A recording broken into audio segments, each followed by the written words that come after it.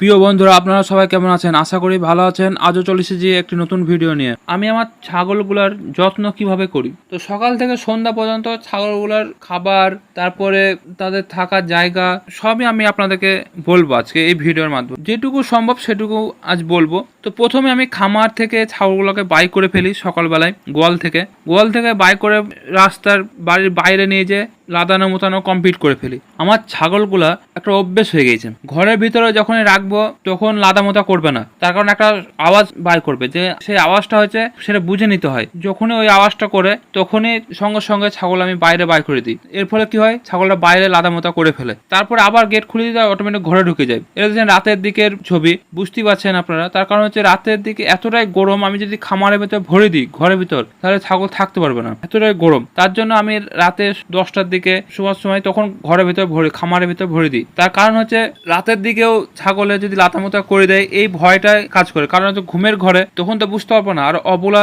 প্রাণী এরা তো লাতামোতা করে দিতে পারে রাতের দিকে, তাই রাতের দিকে আমি খামারের ভিতর ভরে দিই। আর সকাল দিকে বাইক করে সারাদিন একবারে রাত পর্যন্ত আমার ঘরের ভিতরেই থাকে বারান্দাতে।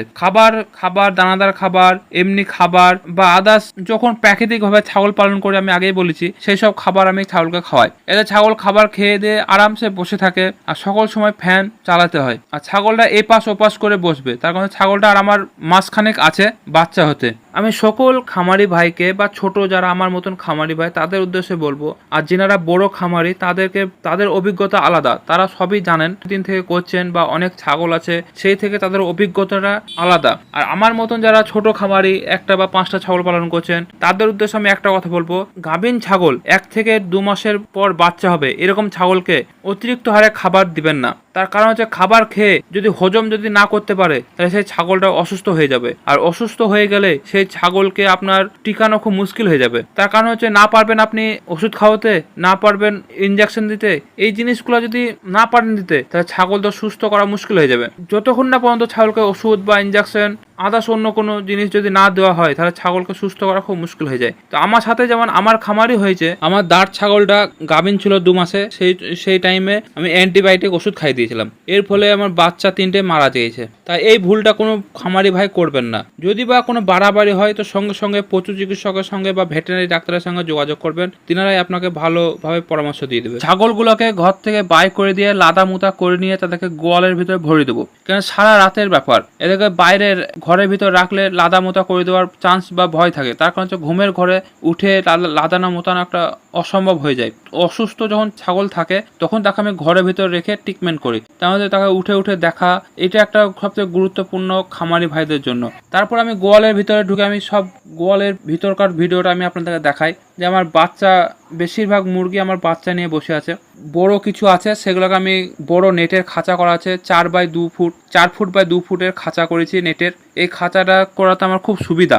এই খাঁচাটা করেছিলাম আমি পাখি পালন করার জন্য, কিন্তু পাখি পালন করতে গেলে এই খাঁচার নেটের ফুটোটা বা ফাঁকটা খুব বড়, তাই আমি পাখি পালন করাটা বন্ধ রেখে আমি এতে মুরগি ভরে রাখি। এতে আমার খুব সুবিধা এবং আরামদায়ক হয়।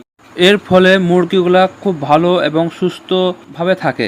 আর খাঁচার ভিতরে ভরে দিলে গরমে এতগুলো মুরগি রাখাটা মুশকিল হয়ে যেত, যার ফলে অসুস্থ হয়ে যেত মুরগি এবং মারা যেত।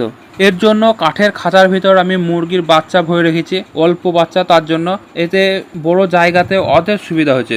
গোয়ালের ভিতরের ছবিটা তুলতে যেয়ে কোন ফাঁকে পাখির বাচ্চাটা বেরিয়ে গেছে আমি লক্ষ্যই করিনি। তারপরে ভালো করে গোয়ালের ভিতরটা লক্ষ্য করছি তো পাখির বাচ্চাটা নেই। তারপর বাইরে এসে দেখছি তো পাখির বাচ্চাটা ঘরের গেটের সামনে দাঁড়িয়ে আছে। তাকে আবার ডেকে নিয়ে এসে ভরে দিলাম ঘরের ভিতরে। আর বাইরে যদি রেখে দিই সারা রাত তো আমাদের দিকে শিয়ালের খুব উপদ্রব, ওর জন্য ছাগল মুরগি কিছু বাইরে থাকার জো নেই, যেটাই পাবে টেনে নিয়ে চলে যাবে। আজকের মতো এই পর্যন্ত। সকলে ভালো থাকবেন, সুস্থ থাকবেন।